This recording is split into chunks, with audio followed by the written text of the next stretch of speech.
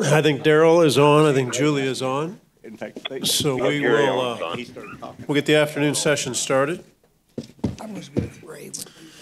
Chancellor Cartwright. Oh, it just started. Okay. From Mizzou. Thank you. It's really great to be here. Thank you, President Choi. Thank you, Curator Sunvold. And thank you to the board for this opportunity to give you an update. You know, it feels to me that I'm always talking about how things are going pretty well and we're moving forward and we have great things going on, and today is no different. So I'm really excited about some of the things that are happening. I love the title of strength because I'm a big believer that that's where you start from.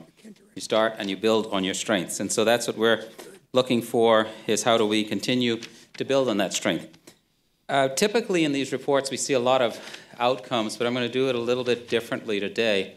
I'm going to talk a little bit about the work that is involved sort of behind the scenes in getting those outcomes. And really, how do we continue to work with our faculty and others, our staff, to move some of these things forward. It was mentioned earlier that we have a $40 million partnership with KC Scholars, and that actually is helping us to move and help about 800 students over that period of time. And this is just part of an overarching strategy around how do you continue to improve in student success. We have a whole group looking at strategic enrollment management, developing best practices, looking at everything that we've been doing. If you look at our deposits and the 37% increase, that's the result of us changing some of how we did the admissions and how we contacted people earlier. So it's all of those little things that build up to make big differences. And we're continuing to do that, for example, in establishing also an Office for Student Employment. These are going to make big differences as we move forward, and I'm really excited about continuing to work with our Strategic Enrollment Management group to make that possible. When we talk about student success, I can't help but also mention you know, the NCAA ruling. I want to make it very clear that Jim Sturck and his staff did what was right. They identified an issue that was going on in the athletics department. They addressed it immediately, self-reported, and then was extremely cooperative throughout the whole process with anybody that wanted to understand what was happening. And we would do that again. That is who we are. That's what we do. And for us to get the results out of that, you know, is something that we're, of course, disappointed in, and we will be appealing. And we look forward to continuing to support our student athletes, making sure that they continue to be as successful as we want them to be, and to continue to instill in them the integrity that we see in our athletics department. So we're going to continue to work on student success. And a part of what we do around building that success is a lot of little things that, again, are just a way of engaging more with the community. We actually have a program we initiated now called Coffee and Cookies. These are events where I'm there. The last one was the provost was with me. She's back there. But she was with me at the last one. And then what we do is as we rotate around, we invite a different vice chancellor to participate. And we really allow our faculty, staff, and students to show up and talk about anything. Anything that they want to talk about is certainly on the agenda. It gives us an informal way to continue to hear what people are thinking about what's going on at the university, and to continue to move forward and make better progress. That's in addition to some of the things that we've been doing with the faculty, regular meetings with the faculty. I meet regularly with the staff, at the staff council, and also meeting with our student leaders. I have a monthly meeting where we bring together the leaders of a number of different groups that really, we talk about all of the issues that students are concerned about. They bring a lot of interesting topics to us, and we try to make sure that we're responsive and continue to move those topics forward in a meaningful way for them. And with that, you know, one of the things that I've learned through a lot of this different engagements is the need for us to continue to tell our story, to talk about those strengths that Curator Sundvold mentioned. And we've done this in a number of different ways. We have a podcast where we talk to students, and really it's an amazing group of people that we get to highlight regularly that show the things that are happening on the campus. Giving Day, this past Giving Day, to show you how much people are engaged, we raised $13.7 million in 24 hours. And that is compared to $5 million the previous year. So a significant increase in just a matter of a year. I should have mentioned, actually, that the podcast was even highlighted in the Chronicle of Higher Education as innovative ways to communicate. And so it is a great team that we have in our Strategic Communications Office, led by Cameron Farwell, and really thinking innovatively about how we continue to tell that great story about what's happening here at Mizzou. I want to mention Show Me Mizzou Day, and that Susan Reno and her team have been leading just an effort to get everybody engaged in how do we bring people onto campus. And I have two different dates here, and I think it's actually April 13th. So make sure I give you the right date, April 13th. And that actually will allow us to have multiple groups from around the entire university highlighting the activities that are going on in the university, having people visit, getting them to know more and more about what's happening on this campus. And if you haven't met Susan Reno, you need to. You will see someone who is dynamic, someone who cares deeply about this institution, and someone who really wants to make sure that we continue to move forward as an institution. And it's important that we tell our story in multiple ways so that people can see what's happening with our faculty, our students, and our staff. And that's just ways to highlight it. And we have a lot of things to be so proud of with our faculty. Of course, earlier today, you got to meet with George Smith, our Nobel Prize winner. And this is a picture of him and his family. And you saw what I see as someone who cares deeply about this institution, who is dedicated to scholarship, who wants to make sure that we do great things as an institution. But he's not alone in that. And there are a lot of other people at this institution that are doing similar things. And we have some of them listed here. We have 3 people who made it into the American Association for the Advancement of Science this past year. And Gary Stacy and Elizabeth Laboa were named, and they're going to be inducted, I think, this coming week in the National Academy of Inventors. And this is just some of the things that we see at Mizzou. And we're very proud of that. March 12th, for those of you that are available, we will actually be having an evening with George Smith. And you will receive those invitations soon for his campus-wide lecture. And I really encourage you to come to that. And I hope you're all able to make that. Again, we're so proud of the scholarship that is occurring here. And I think what you're starting to see is that people are starting to buy into what's possible. And I thank the staff, I thank our faculty, I thank all of the people for their hard work that are starting to show some of these results. You saw some of these earlier in the President's report. And that is just something, that's having a group in our admissions office, when I said to them that we're going to give responses to any application within 48 hours, having them not just say no way and walk away, but go, oh, interesting, I guess we got to figure out how to do that. But they did it, and they did it very quickly. Within a matter of a month or so, they were ready to go. And I give them so much credit for that. And they started to think about how they can then reuse their time to do other things. And that's actually made some of what you're seeing possible. And they continue to think strategically about how we grow enrollment, what other innovative things could we be doing in collaboration with community colleges, and to think much more broadly about this institution and where we're headed. Today, what I'd like to do is spend a little bit of time talking, having you hear from our faculty.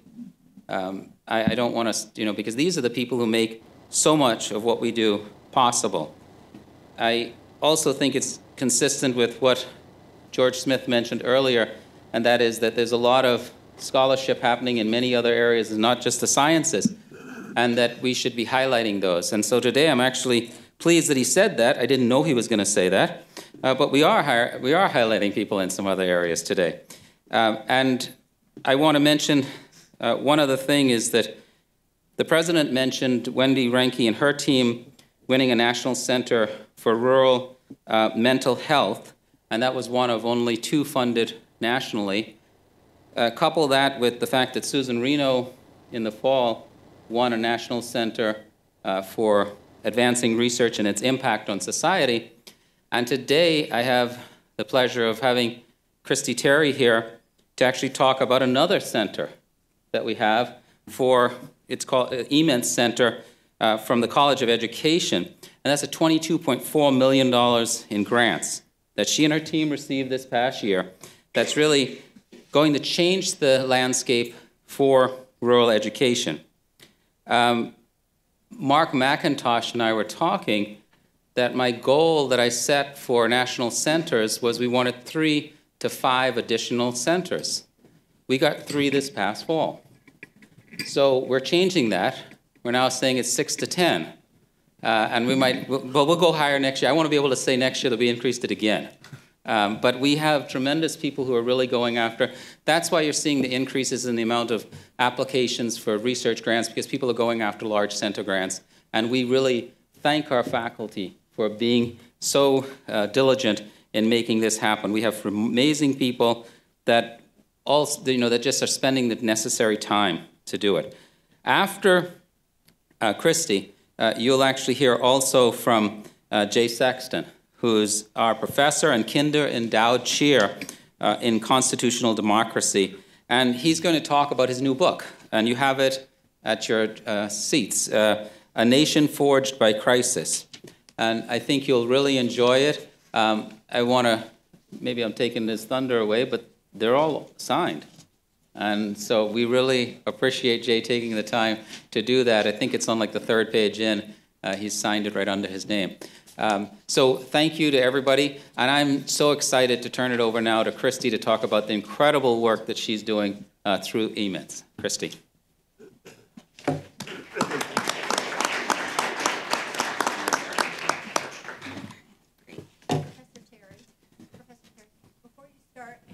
Announce to those individuals joining us on the public phone line, if you could mute your lines. I'm getting a word that there's a lot of feedback.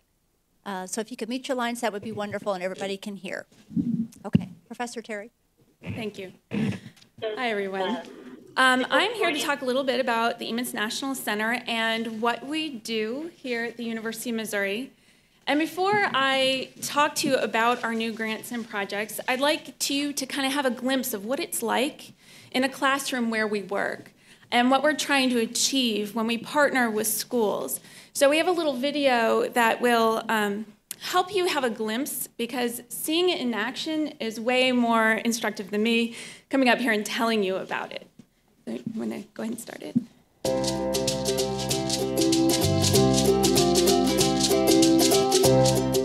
Our teachers are no longer at the front of the room, the source of all knowledge. Instead, they design engaging problems where students are doing research, where they are investigating issues that are relevant to their own communities, to get them using technology as a tool in the classroom like we use technology out in the real world. Collect data, communicate, collaborate, create products that really help people understand new and big ideas. The eMENT program is based on an instructional model that has 4 parts: high-quality lesson design, authentic learning, classroom community, and all powered by technology.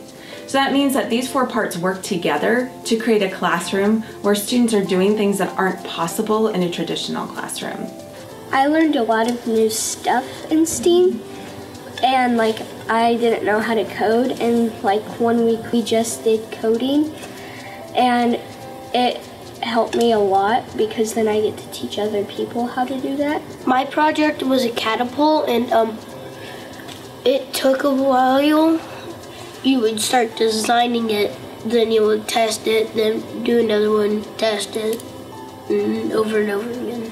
We believe that helping the highest needs schools improve should be centered around supporting those teachers who are already committed to the communities where they live and work. We're proud that this program that started here at Mizzou is one of the few professional development programs for all core content teachers that has been proven to lead to increased student achievement. I like to do circuits. I like to build. Those are two things that I really like to do because I'm just good with my hands and I have a really great mind. STEAM itself, setting aside the students for just a second, helped me rethink my classroom environment. I enjoy STEAM every week because the students are motivated, they're eager, they're up and moving around, and I get to see them learning in that more natural light.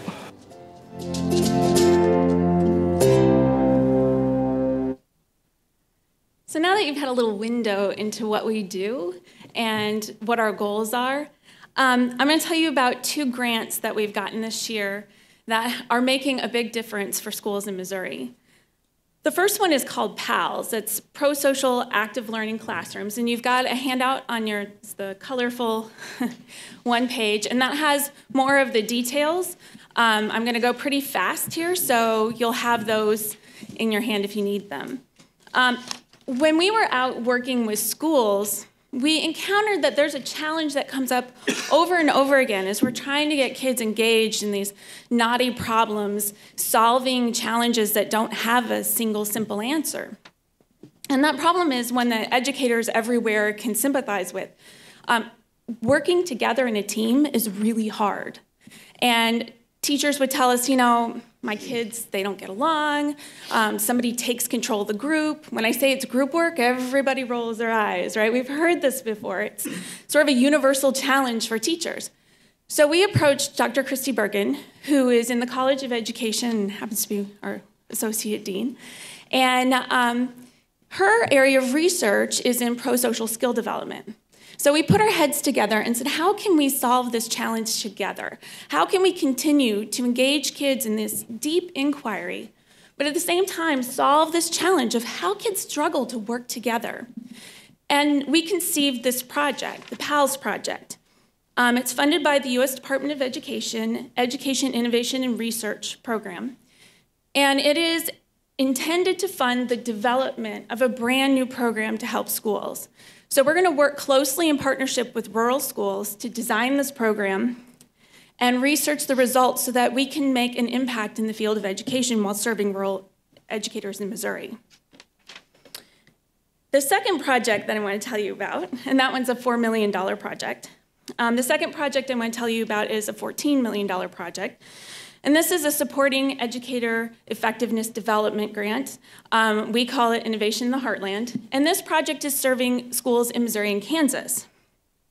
Again, we had a challenge that we wanted to solve.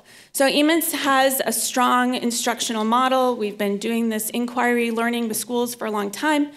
But we found that we really wanted to bring in this engineering design thinking into our classrooms. That was a good fit, but not our area of expertise.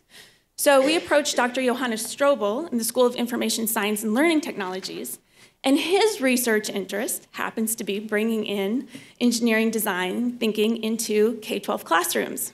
So together, we conceived of this project, where we're going to be serving 60 school districts in high-need school districts in rural Missouri and Kansas, and helping them implement this deep thinking, these design challenges that are relevant to rural communities, and bringing in the engineering design thinking with that. We're really proud of both of these projects because they exemplify how practitioners like my outreach unit, EMINS, and scholars like Dr. Bergen and Dr. Strobel can come together and collaborate and create something that really makes a difference and serves Missouri educators. I also want to say a thank you to KCAV, Kansas City Audiovisual, who is our match partner. So all of these grants require a significant match. That means we have to find private sector funding to support the project that shows that there's an investment, a community investment in the goals of what we want to achieve. So Kansas City Audiovisual is a company in Kansas City, and they have provided 10% match on our $4 million grant, and they are helping us secure a 33% match on our $14 million grant. So if you think about what that represents, that's a big investment from our community in the work that we're doing here at Mizzou.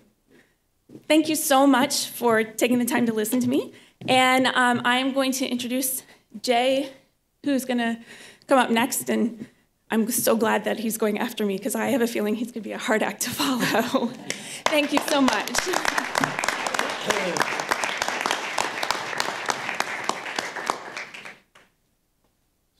Not at all. I'm just grateful she warmed up the podium on a cold day. I want to thank first the Chancellor for this opportunity. And I want to get straight to the point. I'm going to make 3 points about my book, and then I'm going to make 3 points about the Kinder Institute for Constitutional Democracy. So starting with the book. My first point is that this book is the product of teaching. I am from the Midwest, but I spent most of the last 2 decades in England at Oxford University, where I worked my way up from being a Marshall Scholar graduate student to being a faculty member and then to being the director of Oxford's American Institute, the largest center for the study of the United States outside of North America. The book is based on how I taught U.S. history to British students.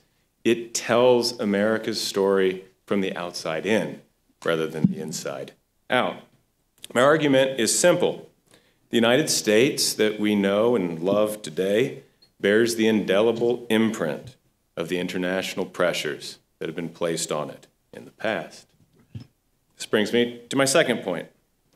Periodic disruptions in the international system led to unexpected crises at home that revolutionized America's domestic institutions and internal configurations. I zoom in the book on those moments of creative destruction that transformed America, the Revolution, the Civil War, the Great Depression, to show how the United States is a polity created on the fly, a nation forged by crises which extended far beyond its borders. Third point, the book provides the historical context required to confront the most challenging, pressing issue of the future. Let me pose it as a question.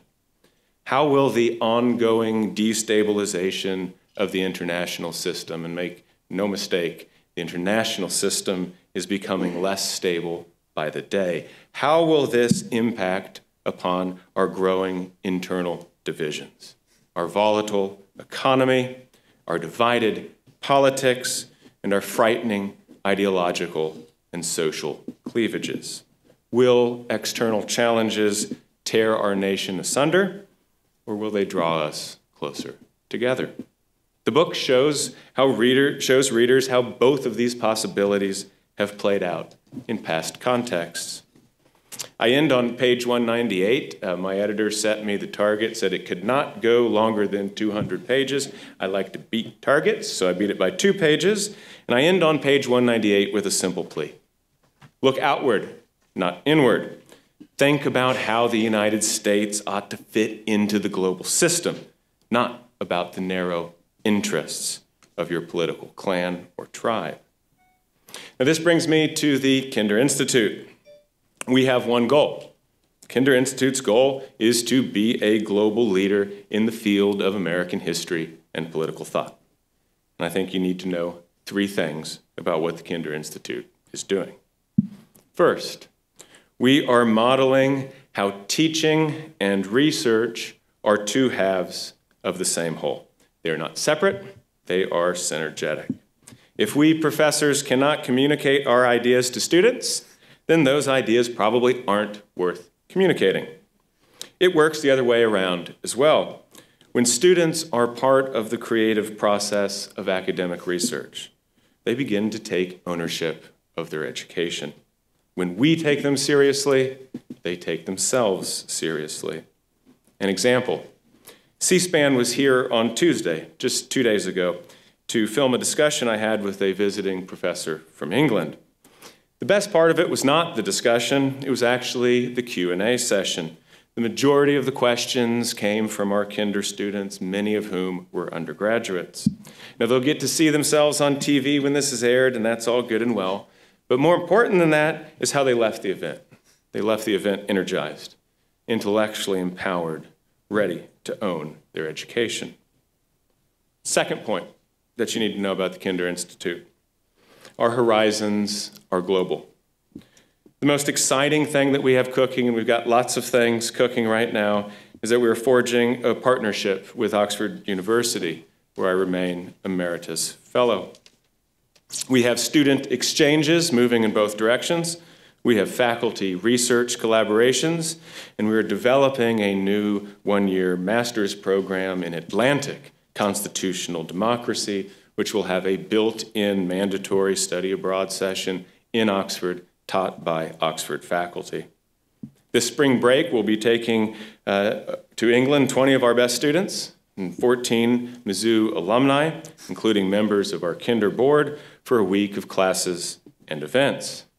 Longer term, we might look further afield. I've just returned after just last week from visiting a professorship at the Center for Pacific and American Studies at the University of Tokyo, an institution which knocked my socks off, one which we might want to do business with in future. I've said this since I interviewed for this job back in 2015, actually in this very building. I've said that our path, the Kinder Institute's path to achieving our goals, runs along international circuits. That is how we jump the queue. We don't try to fight Illinois and Kansas. We jump the queue, international partnerships, so we can compete with the big dogs in the Ivy Leagues and so on. Third point about the Kinder Institute, last point. This is the critical moment. The next 18 months or so will do much to determine if we meet our goals. We are a small team, a new team of about 8 faculty. We have 2.5 support staff. We are all operating at full throttle. The steering wheel is vibrating, but we're going to keep the pedal to the metal. We know what the stakes are. We know what we have to do. We have to institutionalize the Oxford Connection. We have to recruit top students, in-state at the undergraduate level, global at the postgraduate level. We have to retain our faculty, and most of all, we have to deepen connections with those that can empower us, our alumni supporters, university administrators, and public officials like yourselves. Thank you very much. Mr. Chairman, if I might. Yes, go ahead. I want to say this to Dr. Terry and Dr. Sexton and also Chancellor Cartwright. You know, on the board sometimes we get caught up in the crisis. I'm sure Dr. Sexton understands that. And we don't always tell you how profoundly grateful we are that we have professors like you at this institution. One story that I was told, which I think Alex overheard, is that when our students go with you, Dr. Sexton, to Oxford, they are as good as any students in the world. And we are grateful to both of you.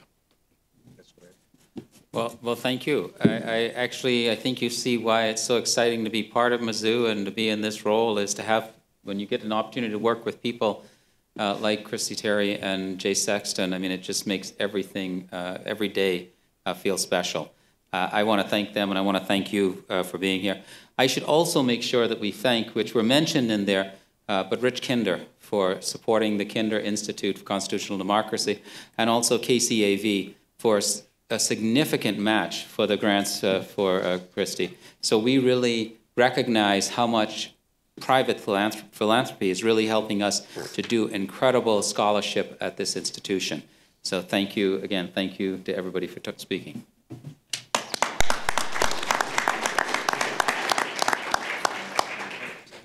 Chancellor, thank you very much. Christy Terry, Jay Sexton, thank you. On our chart, next item, critical issue discussion, we are going to move that to the April meeting. because of the weather, etc. After that, I will ask the curators if there's anything good in welfare of the board. Anybody? If not, I'll move on. I have a resolution.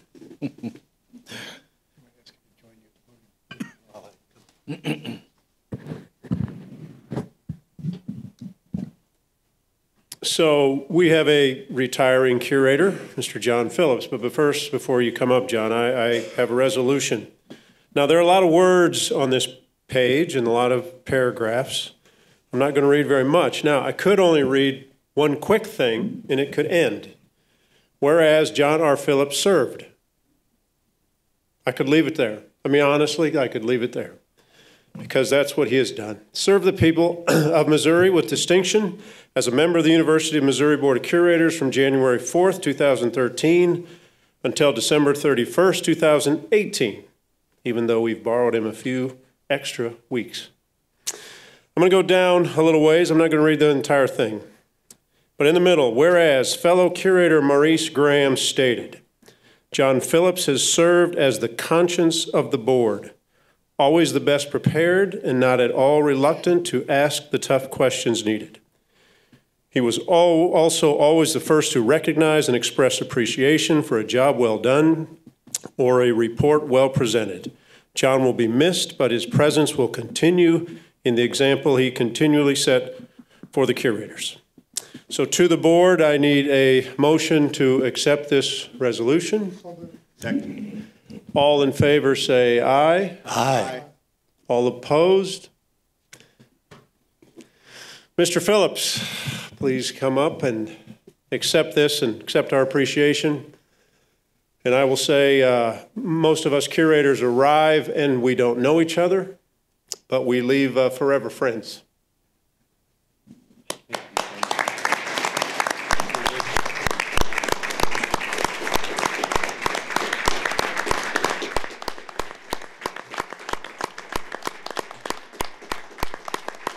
The snow's coming. I'll be brief and just say a couple of words. It's been an incredible experience to be on this board. We've had some crises and we've had some successes. We have some great plans for the future. I think we have great leadership in place, and the staff has been wonderful. All I can say is I hope that my tradition of asking questions goes into the future, because I think that's part of the purpose of the board, is to give fresh eyes to ideas that are brought forward and vet some of the things that need to be decided. So I'll miss you. I'm not sure when I'm going to miss you, but when I get replaced, I'll come back and visit you on occasion. And I may have a couple of items that I'll continue to help work on. So thanks very much. And thank you for the kind words.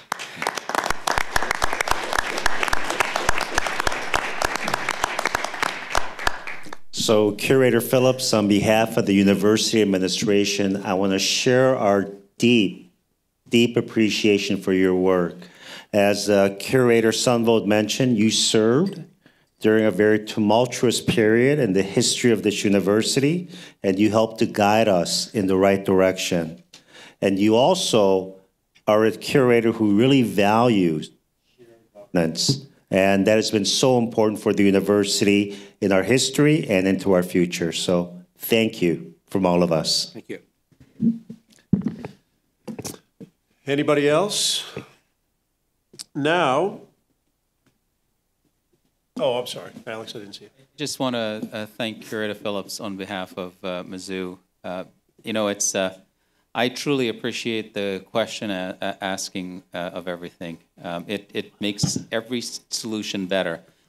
Einstein once said, if I had 60 minutes to solve a problem and my life depended on it, I'd spend the first 55 minutes asking questions, because then I can easily solve it in 5 minutes. So thank you so much for everything you did for us. Thank you. Great words. Now I need a motion to go into executive session. Second. Roll call, Cindy.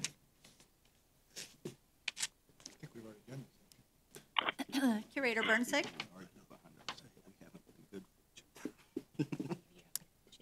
Curator Burnsick? Curator Chapman? Yes. Curator Graham? Sorry, yes. Curator Phillips? Yes. Curator Snowden? Yes. Curator Steelman? Yes. Curator Sunvold? Yes. Okay, all votes in favor? So before we close, I want to thank the staff for coming in because, again, the university was not open today, so thank you for spending the time getting here. Now I need a motion to close the public session. Second. All in favor, say aye. Aye. Aye. All opposed, nay. Any abstentions?